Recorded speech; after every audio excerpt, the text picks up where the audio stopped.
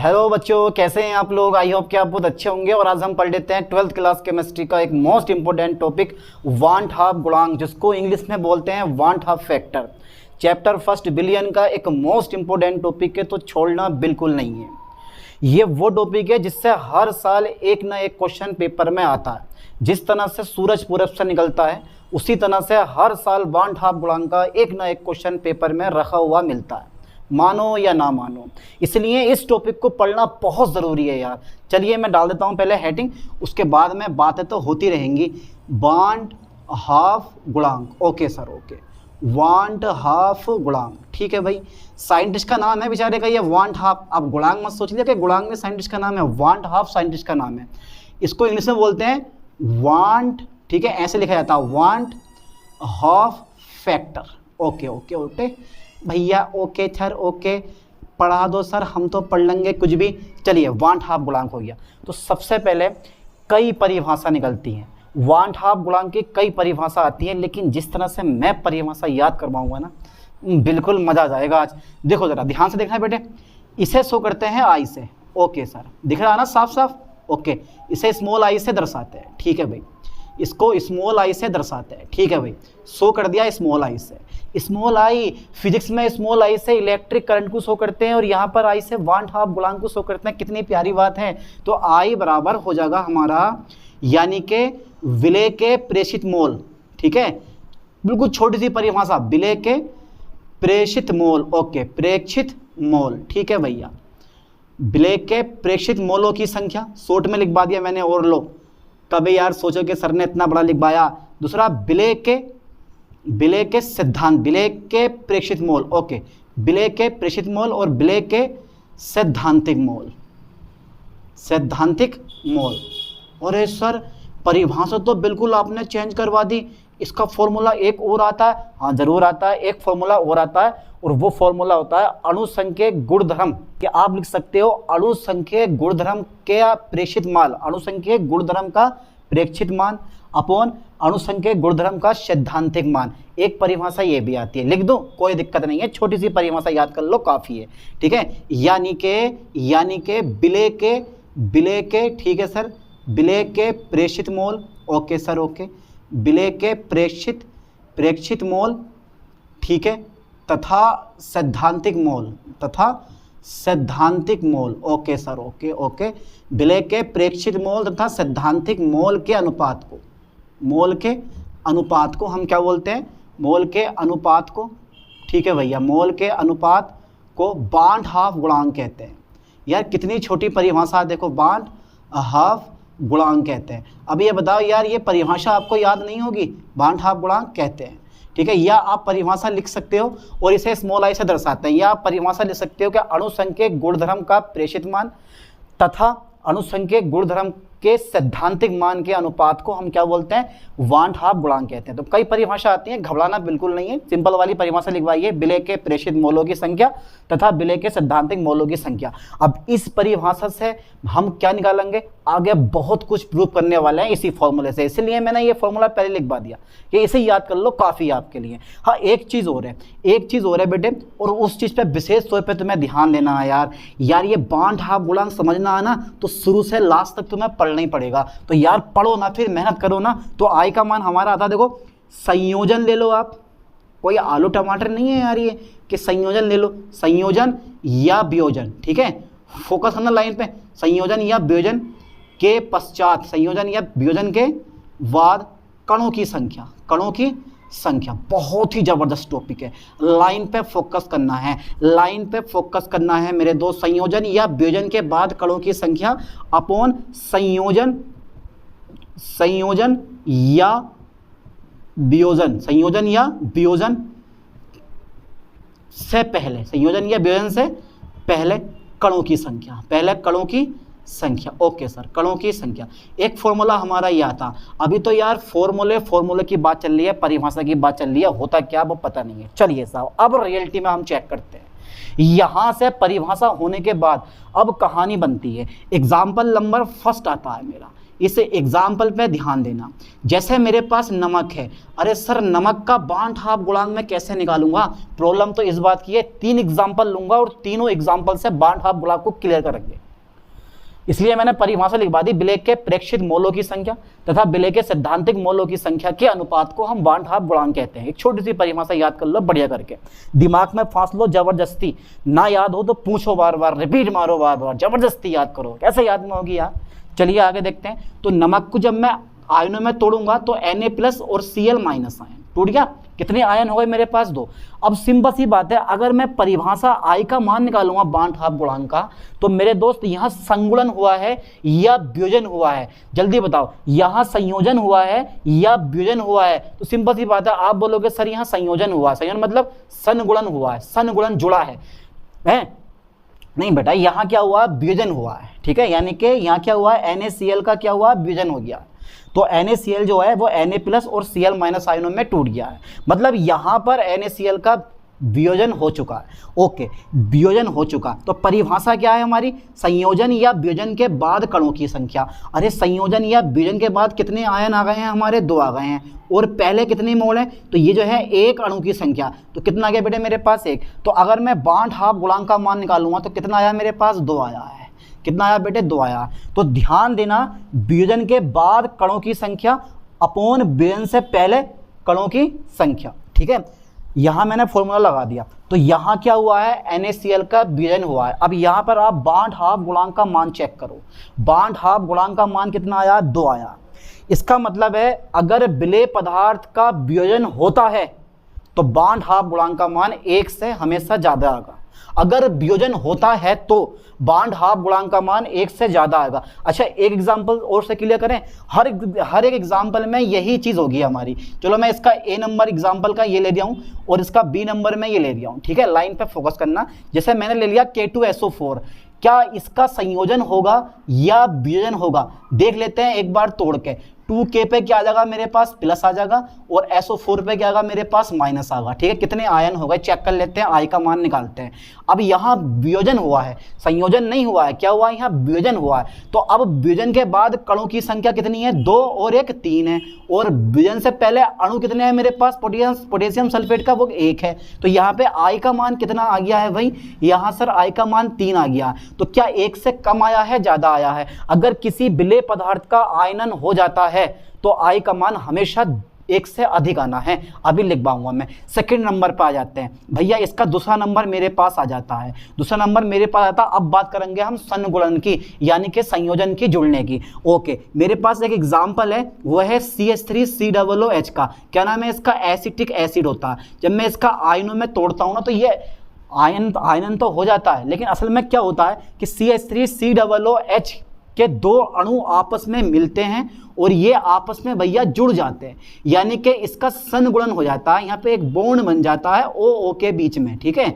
यहाँ OO के बीच में एक बॉन्ड बन जाता है, मतलब सनगुणन हो जाता है। अब एक बार चेक कर लेते हैं, संयोजन हो गया, यानी कि एसिटिक एसिड के 2 अणु मिले और एक अणु हमारा मिला बन गया। इधर 2 अणु हैं, इधर मेरे पास कितना बन गया है? 1 अणु है। अच्छा, बांट हाफ गुणांक का मान कितना आएगा? संयोजन या वियोजन के बाद अणु या आयनों की संख्या वो कितनी है मेरे पास? 1 हैगी, और संयोजन से पहले कितनी है मेरे पास? 2 हैगी। इसका मतलब है बांट हाफ गुणांक का मान कितना आया? हाफ आया है। अगर संयोजन होता है, सनगुणन होता है, तो बांट हाफ गुणांक का मान 1 से सदैव कम आता है। अब कितने भी एग्जांपल उठा के देख लो, कितनी भी चीजें उठा के देख लो, अगर संयोजन हुआ है तो बांट हाफ गुणांक का मान 1 से कम आएगा। यहां तक क्लियर हुआ या नहीं हुआ?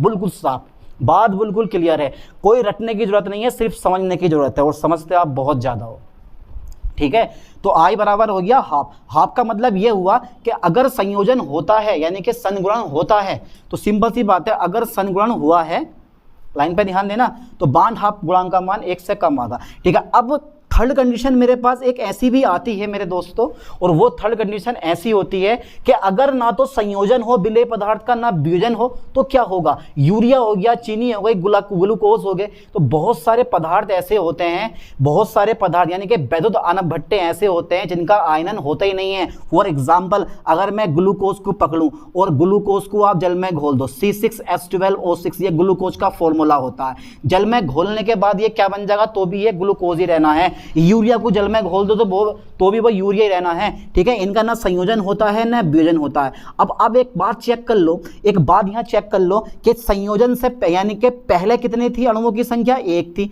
और बाद में अणुओं की संख्या कितनी है, 1 है। अगर आप बांड हाफ गुणांक का मान निकालोगे तो बाद और अपोन कितना आ जाएगा मेरे पास, पहले आ जाएगा। अपोन मेरे पास कितना आ जाएगा, पहले। तो आई का मान कितना आ गया, 1 आ गया। जितने भी वैद्युत आणव भट्टे हैं, जैसे हमारा स्टार्च हो गया, ग्लूकोज हो गया, फ्रक्टोज हो गया, यूरिया हो गया, चीनी हो गई, जितने भी वैद्युत आणव भट्टे आते हैं सबके लिए बांड हाफ गुणांक का मान कितना होता है, 1 होता है, क्योंकि इनका ना तो संयोजन होता है ना इनका वियोजन होता है। यहाँ तक क्लियर हुआ आप लोगों को? अरे यार सर, ये तो बड़ी लंबी बात बता दी आपने।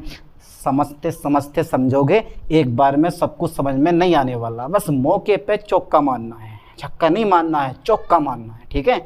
समझ रहे होगे बात, मुझे पता है तुम कहाँ ले जाओ बात को। कर दे इसको, स्क्रीनशॉट ले लो इसका, ठीक है। यहाँ परिभाषा आप लिख सकते हो, एक बार बता दिया मैं। और अणुसंख्यक गुणधर्म का प्रेक्षित मान, अणुसंख्यक गुणधर्म का प्रेक्षित मान तथा अणुसंख्यक गुणधर्म के सैद्धांतिक मान के अनुपात को बांड हाफ गुणांक कहते हैं। एक परिभाषा ये भी लिख सकते हो, लेकिन इस परिभाषा का कोई दूर दूर तक लेना देना नहीं है, इसलिए इसका हम यूज करेंगे काम में। आगे रट लियो, ठीक से समझ लियो इस चीज को। हटा दो जरा इसको, ठीक है भाई। लो साहब, मैंने इसको इरेज कर दिया, क्योंकि आपको लग रहा है डर कि सर बड़ा लंबा टॉपिक होने वाला। डरना तो है ही नहीं, किस चीज का डर? रिस्क लो लाइफ में, रिस्क।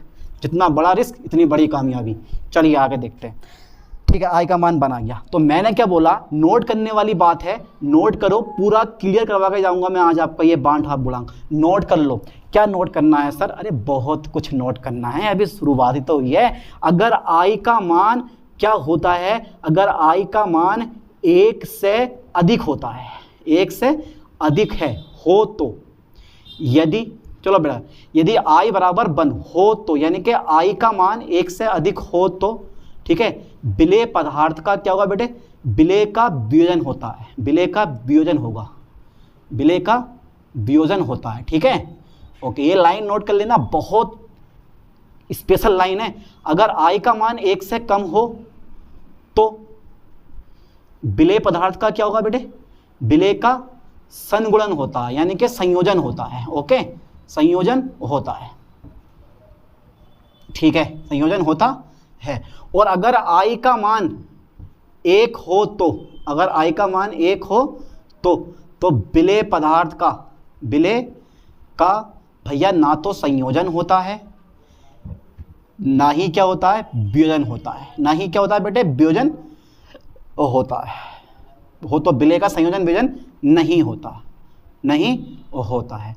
अब बताओ जरा, नहीं होता। अब बताओ 3 पॉइंट। ये यहाँ तक क्लियर हुआ? हाथ खड़े कर दो जिससे क्लियर हो गया। किसी का कोई बंदा ऐसा जिससे क्लियर नहीं हुआ? क्लियर नहीं हुआ तो रिपीट करके बार बार वीडियो को देखना।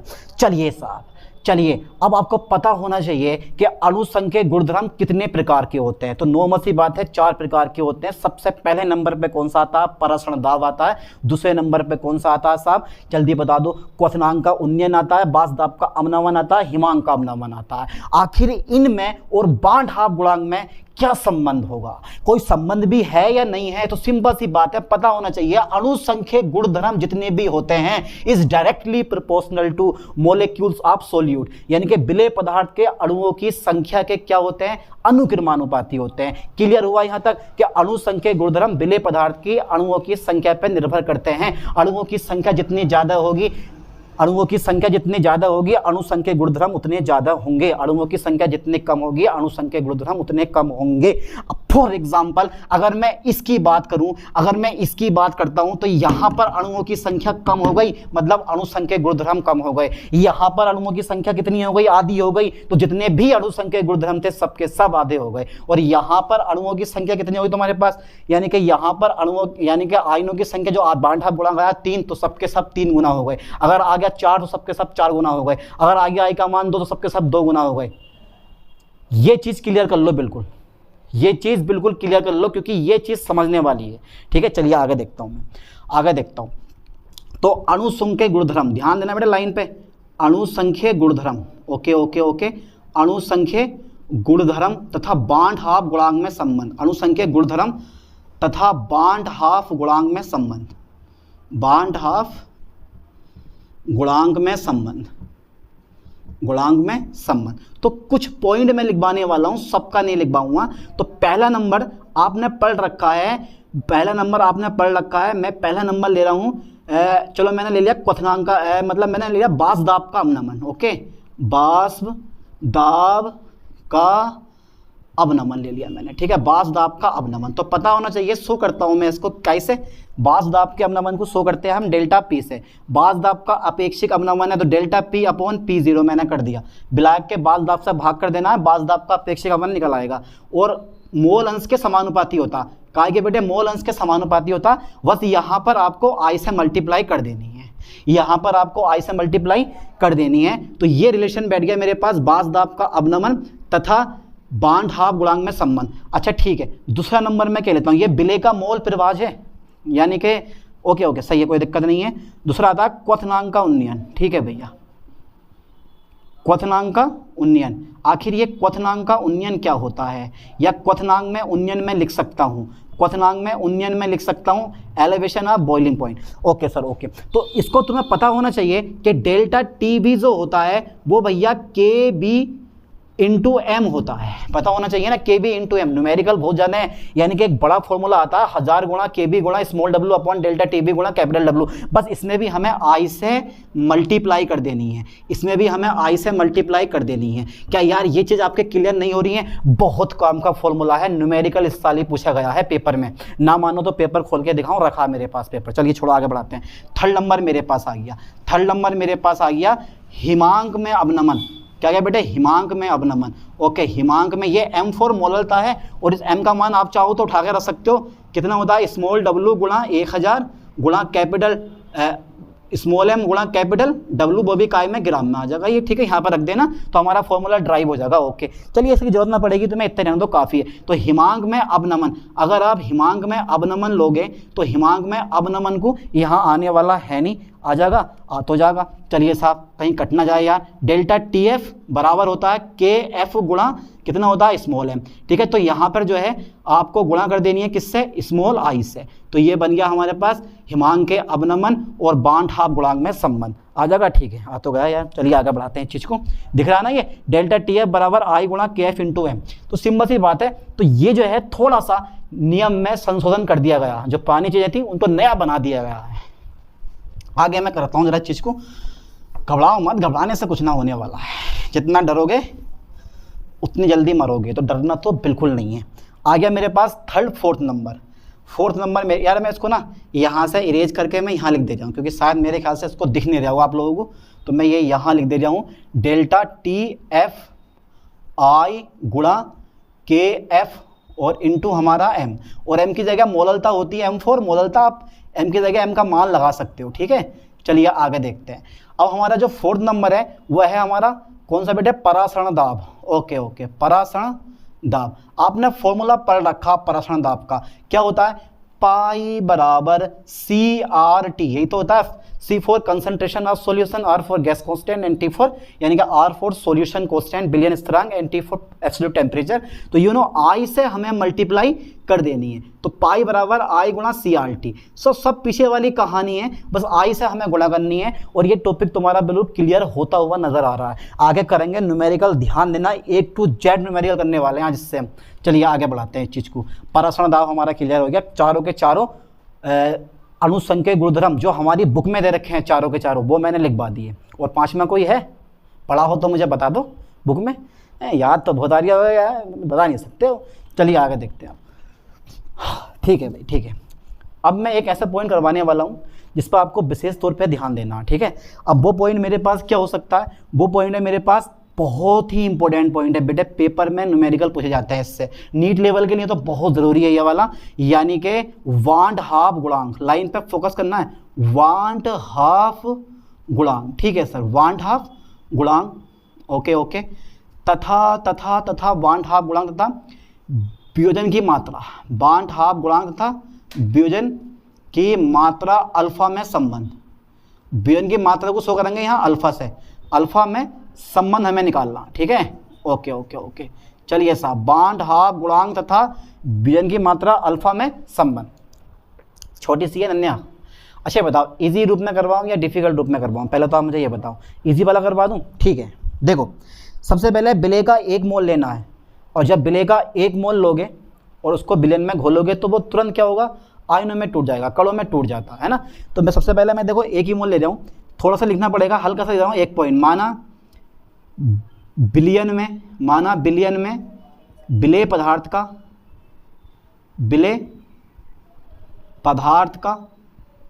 1 मोल घुला है, 1 मोल घुला है, ठीक है। ये मैंने घोल दिया बेटा, घोल दिया मैंने, बेझिझक घोल दो आप, जबरदस्ती घोल दो, सोचा ना घुले तो माना बिलियन में विलेय पदार्थ का कितना मोल घोल दिया बेटे मैंने, माना बिलियन में विलेय पदार्थ का 1 मोल घुला है, ठीक है। ओके, थोड़ा सा और लिखवा दूँ। फिर क्या होता है कि विलेय का जो 1 मोल है, यानी कि विलेय का जो अणु है वो छोटे छोटे अणुओं में विभाजित हो जाता है ना। विलेय का जो अणु है, लाइन सिंपल सी बात है, विलेय का एक अणु ओके, एक अणु छोटे छोटे अणुओं में वियोजित हो जाता है, वियोजित हो जाता है, ओके, वियोजित हो जाता है, ठीक है सर, वियोजित हो जाता है, हो गया। वो तो हो नहीं है क्योंकि वियोजन जब वियोजन करोगे आप, वियोजित हो जाता है। वियोजन की मात्रा कितनी हो, वियोजन की मात्रा अल्फा है, वियोजन की मात्रा कितनी है बेटे, वियोजन की मात्रा अल्फा है। यार ये थ्योरी लिखनी बहुत ज़रूरी होती है ना, अगर पेपर में आ गया तो कैसे लिखोगे आप। तो सबसे पहले सिंपल सी बात है, मेरे पास क्या है, ये ए है, ठीक है, कितना बेटे, ये ए है। और सिंपल सी बात है, यहाँ मैं आपको बता दूं कि यहाँ पर क्या होगा, एक बड़ा अणु है और बड़ा अणु 2 छोटे छोटे अणुओं में टूट जाएगा। मैंने n अणु मान लिए हैं, बी बना दिया इसने। आप लिख सकते हो A1 + A2 + A3 कर सकते हो। जैसे कि फॉर एग्जांपल हमारा नमक हो गया, नमक को आप आयनों में तोड़ दो, Na++ Cl- आयन। अब एक अणु जो है वो 2 आयनों में टूट गया। कितने आयनों में टूट गया बेटे, वो 2 आयनों में टूट गया। टूटा नहीं टूटा, अच्छा ये बताओ, टूट गया, ठीक है। ऐसे मेरे पास ये है कि एक बड़ा अणु छोटे छोटे n अणुओं में टूट गया। अब पता नहीं है n 2 आयन हो सकते हैं, 3 आयन, 4 आयन, 5 आयन। चलिए आगे देखते हैं। अगर मैं इनिशियली प्रारंभ की बात करूं तो आरंभ है प्रचंड है, आरंभ है प्रचंड। तो प्रारंभ की अगर मैं बात करता हूं बेटे, तो प्रारंभ में विलेय पदार्थ के कितने मोल हैं, अरे विलेय पदार्थ का 1 मोल है, इसीलिए थ्योरी लिखनी बहुत जरूरी होती है। और ये कितना है, 0 है। प्रारंभ में तो कुछ है ही नहीं, विलेय पदार्थ एक है, 0 है। अब क्या होगा, अब अगर मैं साम्य की बात करूं, साम्य अवस्था में, ठीक है, साम्य में, तो मैं यार साम्य में कर दिया, शॉर्ट में मैंने साम्य अवस्था लिख सकते हो पूरा, मैंने कर दिया साम्य में, कोई दिक्कत नहीं है। साम्य अवस्था में या साम्य में क्या होगा कि मेरे पास जो विलेय के कितने मोल हैं, 1 मोल है, इसमें से क्या होगा, अल्फा मोल उत्पाद में चेंज हो जाएंगे। साम्य में जो विलेय के यानी कि अल्फा मोल जो होंगे वो उत्पाद में चेंज हो जाएंगे, मतलब 1 में से क्या कर दोगे आप, अल्फा घटा दोगे। अब जो अल्फा मोल उत्पाद में चेंज हुए हैं, बी में चेंज हुए हैं, वो तो ये आ गए अल्फा। कितने अणु हैं, n अणु हैं, ठीक है, n अल्फा आ गया। बिल्कुल शॉर्ट करवा दूंगा, ज़्यादा लंबा मैं करवाने वाला हूँ नहीं, बिल्कुल शॉर्ट में। अब ये बताओ, ये समझ में आया नहीं आया। मैंने क्या काम करा है, मेरे पास स्टार्टिंग में प्रारंभ में विलेय का 1 मोल है और हमारे पास जो उत्पाद है वो 0 है, यानी कि इसका वियोजन हुआ ही नहीं है। जब वियोजन हुआ तो अल्फा मोल हमारे उत्पाद में चेंज हो गए, लेकिन हमारे उत्पाद कितने हैं, n है। हमारा उत्पाद कितना है, n है, तो n से मैंने गुणा कर दी, ठीक है। अब आ जाएगा मेरे पास विलेय पदार्थ के यानी कि विलेय के प्रेक्षित मोलों की संख्या, विलेय के प्रेक्षित मोलों की संख्या।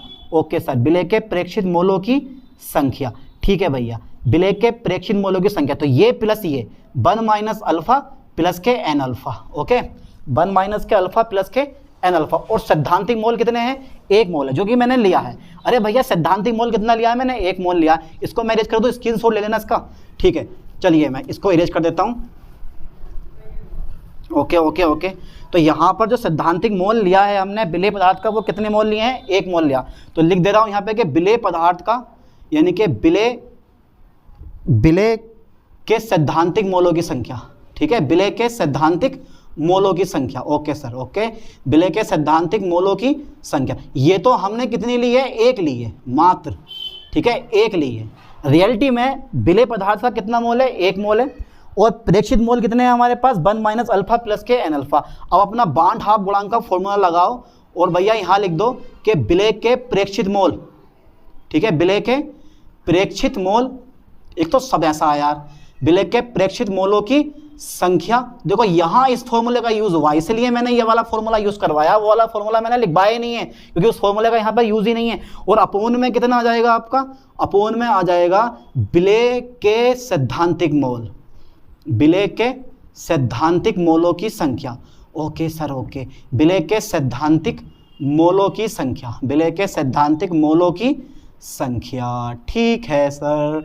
अब चेक कर लेते हैं कि विलय के प्रेक्षित मोल कितने आए हैं, 1 माइनस के अल्फा प्लस के हो गया एन अल्फा, और विलय के सैद्धांतिक मोल कितने हैं, 1 है। विलय के सैद्धांतिक मोल बनी रखेंगे, चाहे संयोजन हो या संगुणन हो, संयोजन हो या वियोजन हो, मोल हमें एक ही लेना है। अच्छा ठीक है, ओके सर। अब भैया ये आई का मान डायरेक्टली लिख देंगे हम 1 माइनस के अल्फा प्लस के एन अल्फा। अब देखो ये जो माइनस का अल्फा है बराबर के धर लेकर आएंगे तो काय में आ जाएगा बेटा, ये जल्दी बताओ, ये आ जाएगा मेरे पास, ये आ जाएगा मेरे पास प्लस में, और जो प्लस वाला वो काय में आ जाएगा मेरे पास माइनस में आ जाएगा, और आई को मैं इधर लेके जाऊंगा तो ये पहुंच जाएगा हमारा काय में माइनस में। ठीक है, इतनी कैलकुलेशन तो आनी चाहिए आप लोगों को यार। अब यहाँ से अल्फा हमें कॉमन मिल गया तो 1 माइनस के एन आ जाएगा, और 1 माइनस के आई आ जाएगा, गुणा वाला काय में आ जाएगा बेटा, इधर को भाग में आ जाएगा, तो 1 minus K I upon 1 minus K N.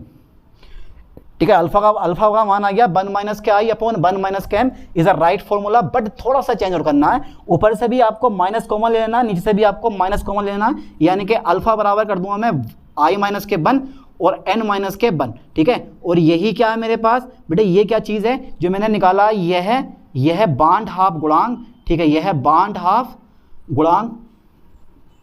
Okay okay okay, तथा वियोजन की मात्रा में संबंध है, वियोजन की मात्रा में संबंध है। ठीक है, मात्रा में संबंध है। ओके ओके सर, ओके संबंध है। ठीक है, कर लोगे ना, अल्फा बराबर आई माइनस के 1 अपॉन एन माइनस के 1। जो बीएससी वाले बच्चे होते हैं, नीट वाले बच्चे होते हैं ना, बड़ा घुमा सुमा के क्वेश्चन पूछता है, उसमें धुआं निकाल देता, हिल जाता है इंसान, ऐसे क्वेश्चन पूछता है। ये तो डरना नहीं है, मैं तुम्हारे साथ हूँ तो क्यों डर रहे हो भाई, किस चीज़ से डर रहे हो यार, ये बताओ। चलो तो यहाँ तक का जल्दी फास्टली स्क्रीनशॉट ले लो, ले लिया होगा पक्का, कर दूँ इरेज। चलो साहब, लो साहब, इसको मैं इरेज कर दे रहा हूँ, कोई दिक्कत नहीं है भैया, इरेज करने में डर तो नहीं लग रहा है इस टॉपिक से। कहो यार बांड हाफ गुणांक तो छोटा सा है, नन्हे मुन्ने बच्चों वाला, सर आपने इतना बड़ा कैसे करवा दिया, अरे ये होता ही इतना बड़ा है यार, क्या करूँ मैं भी, जब है इतना बड़ा तो अब क्या ऐसा काट फाट के छोटा करूँ क्या है भाई। चलिए साहब मैं लिखवा देता हूँ आगे वाला पॉइंट, ओके, डरना मत। ठीक है, चलिए साहब देखते हैं अब जो नया पॉइंट आ रहा है मेरे पास, फोकस करना है, वो भी नन्हे मुन्ने बच्चों वाला क्वेश्चन है, वांट हाफ गुणांक। ओके, वांट हाफ गुणांक, इस बार मैं क्या लूंगा, वांट हाफ गुणांक तथा संगुणन की मात्रा या संयोजन की मात्रा, संगुणन की मात्रा, यहां ले लूंगा मैं अल्फा के बीच संबंध, के बीच संबंध। दो बेटे मैंने हेटिंग बीच संबंध, हेटिंग वाई हेटिंग पढ़वाया, इस टॉपिक को पढ़ना बहुत जरूरी है, के बीच संबंध। ओके ओके ओके, तो वही मान लो कि भाई माना विलय पदार्थ का 1 मोल विलयन में घुला, यहां मैं मान लेता हूं, वो एक ही मोल लेंगे, ज्यादा नहीं, माना विलय पदार्थ का 1 मोल। ठीक है, माना विलय पदार्थ का कितना मोल, माना विलय पदार्थ का 1 मोल। ठीक है सर, विलयन में घुला है, विलयन में घुला है, तो यहाँ पे संयोजन होगा ना, यहाँ संयोजन होगा, बिघुना विलय के कई अणु, विलय के अणु मिलकर, विलय के अणु मिलकर, ठीक है, विलय के अणु मिलकर एक बड़ा अणु AN बनाते हैं, एक बड़ा अणु AN बनाते हैं। ठीक है, AN बनाते हैं। संगुणन की मात्रा कितनी है, संगुणन की मात्रा कितनी है बेटे, संगुणन की मात्रा मेरे पास कितनी है, अल्फा है। तब देखो, तब संगुणन की मात्रा कितनी है, अल्फा। तब देखो, तो सबसे पहले एक कितने अणु लिए हैं मैंने, अणु लिए हैं, और बेटे ये काय में चेंज हो गया है मेरे पास, एक बड़ा अणु बना दिया है, जैसे कि हमने एसिटिक एसिड के केस में देखा कि एसिटिक एसिड के 2 अणु मिलकर एक अणु बना देते हैं ना, उसी केस में यहाँ पे N अणु मैंने लिए हैं, और क्या बना दिया इसने, AN। अगर मैं प्रारंभ की बात करूँ तो घबराओ मत, प्रारंभ में कितने हैं मेरे पास बेटे, प्रारंभ में A का 1 मोल है, क्योंकि विलय पदार्थ का मैंने कितने मोल लिए हैं, 1 मोल माना है। ठीक है, और इस समय जो बड़ा अणु है कोई नहीं है, 0 है बिल्कुल स्टार्टिंग में, तो केवल क्या है, विलय पदार्थ का 1 अणु है, और जो हमारे पास मिले ही नहीं है, थोड़ा बहुत भी विलय मिलकर, यानी कि थोड़ा बहुत भी विलय मिलकर AN नहीं बनाया, बड़ा अणु नहीं बनाया, तो इसका मतलब है ये 0 हो गया। अब अगर मैं प्रारंभ की हटा के साम्य अवस्था में करूं, साम्य में अगर मैं लेता हूं तो पता होना चाहिए अल्फा मोल जो है, अल्फा मोल यानी कि इसके अल्फा मोल उत्पाद में चेंज हो जाते हैं, यानी कि 1 माइनस के अल्फा, और भैया यहाँ कितना है मेरे पास, यहाँ कितना है अल्फा चेंज हो गए, लेकिन जो बेटे गुणा में है ना इस बार काय में आगा वो भाग में आ जाता है, क्योंकि यहाँ पर जो है अणुओं की संख्या कम हो जाती है। ठीक है, यहाँ पे अणुओं की संख्या पीछे बढ़ गई थी लेकिन यहाँ पे कम हो गई है। ठीक है, तो यहाँ वियोजन में गुणा में आता है और संयोजन में काय में आता है बेटे, संयोजन यानी कि संगुणन में भाग में आता है। तो अल्फा अपॉन एन हो गया हमारा, अल्फा अपॉन एन हो गया। चलिए साहब 1 minus alpha, alpha upon N, अब तो निकाल ही लोगे आप।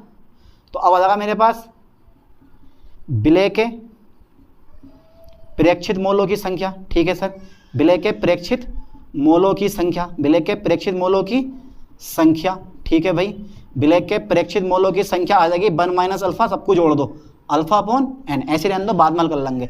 और विलेय के सैद्धांतिक मोल कितने हैं, चेक करें जरा, विलेय के सैद्धांतिक मोल कितने हैं मेरे दोस्तों, जल्दी बताओ। विलेय के सैद्धांतिक मोलों की संख्या, ओके सर, विलेय के सैद्धांतिक मोलों की संख्या कितनी मानी है मैंने, 1 मानी है भैया। अब अपना बांड हाफ गुणांक का फॉर्मूला लगा दो, आई का मान कितना होता है, विलेय के प्रेक्षित मोलों की संख्या, अरे यही तो फॉर्मूला, विलेय के प्रेक्षित मोलों की संख्या। ओके सर, विलेय के प्रेक्षित मोलों की संख्या, ठीक है, मोलों की संख्या। ओके, और अपोन में विलेय के सैद्धांतिक मोलों की संख्या, विलेय के सैद्धांतिक मोलों की संख्या, मोलों की संख्या। ठीक है, इतना आ गया। अब आई का मान लगा दो यहीं पे, अरे यहाँ मत लगाओ बेटे, यहाँ जगह कम पड़ सकती है और जगह कम पड़ गई तो दिखेगा नहीं। आई का मान यहाँ आ जाएगा 1 minus K alpha plus alpha upon N, और अपोन में कितना है, सैद्धांतिक मोल कितने हैं मेरे पास, 1 है। कुल मिलाकर बात यह है कि बस यही है, आई बराबर हो गया 1 minus K alpha plus alpha upon N. अब तो आप खुद भी खर्च कर लोगे, चलो निकाल के दिखाओ आई और अल्फा में क्या संबंध होता है। तो कुछ नहीं करना है, इस अल्फा को मैं इधर लेकर आऊंगा, काय में आ जाएगा प्लस में, इस अल्फा अपॉन एन को इधर लेकर आऊंगा, काय में आ जाएगा मेरे पास माइनस में, और ये जगह 1 माइनस के आई। ठीक है, अब 1 लगा के कर दो भिन्न सोल्व, एन की गुणा करो अल्फा से, तो N alpha minus K alpha upon में क्या आ जाएगा, एन बराबर हो गया 1 माइनस के आई, भाग वाला कहाँ पहुंच जाएगा गुणा में, और अल्फा में यहाँ से कॉमन ले लूंगा, एन माइनस के 1 अल्फा और 1 माइनस के आई, और गुणा में मेरे पास क्या गया बेटे, एन आ गया, भाग वाला गुणा में, अल्फा मैंने यहाँ से कॉमन ले लिया, गुणा वाला काय में आ जाएगा, भाग में आ जाएगा 1 माइनस के आई एन, और अपोन में क्या जाएगा बेटे मेरे पास, एन माइनस के 1। ठीक है, एन माइनस के 1, और ये फॉर्मूला आ गया मेरे पास। और ये क्या है, यही क्या चीज़ है, यह है बांड हाफ गुणांक। ठीक है सर, बांड हाफ गुणांक, ओके ओके ओके, तथा सनगुणन की मात्रा, मतलब जुड़ने वाला। ठीक है, सनगुणन की मात्रा में संबंध है, मात्रा में संबंध है। ठीक है, संबंध है, कर लोगे ना बेटे। तो बांड हाफ गुणांक तथा सनगुणन की मात्रा में, सनगुणन की मात्रा अल्फा में क्या है, ये संबंध है। कितने इजी हैं। तो इस टॉपिक में हमने क्लियर कर लिया बांड हाफ गुणांक क्या होता है। आप समझ लो यार, इतना बड़ा टॉपिक होता है भैया। तो एक नॉर्मल टॉपिक है, आसानी से याद कर लोगे, इतना डिफिकल्ट तरीके से मैंने करवाया नहीं है, जितना सिंपल तरीके से मैंने करवाया, समझ जाओगे। अगर समझ में ना आया है तो 2 से 3 बार रिपीट करोगे। और यही नोट्स हैं, आपको कहीं हाथ फैलाने की जरूरत नहीं है कि सर नोट्स दिलवा दो, नोट्स दिलवा दो। ये जो मैंने लिखवाया है ये सभी नोट्स लिखवाए हैं, कोई चीज़ नहीं समझाने वाला हूँ। ठीक है, सब मैंने बता दिया है, समझा दिया है, कहीं बाहर से आपको नोट्स की जरूरत नहीं है। पेपर में यही लिख के आना अगर आ गया तो, ठीक है, वरना तो इससे न्यूमेरिकल पूछता है, न्यूमेरिकल ऐसा पूछता है, दिमाग घुमा देता है। और मैं इसके न्यूमेरिकल करवाऊंगा तुम्हें, और ऐसे करवाऊंगा कि पेपर में अगर बांड हाफ गुणांक का कोई भी न्यूमेरिकल आ गया आप कर दोगे 100%। चलिए साहब, मिलते हैं नेक्स्ट वीडियो में नेक्स्ट लेक्चर के साथ। थैंक्स।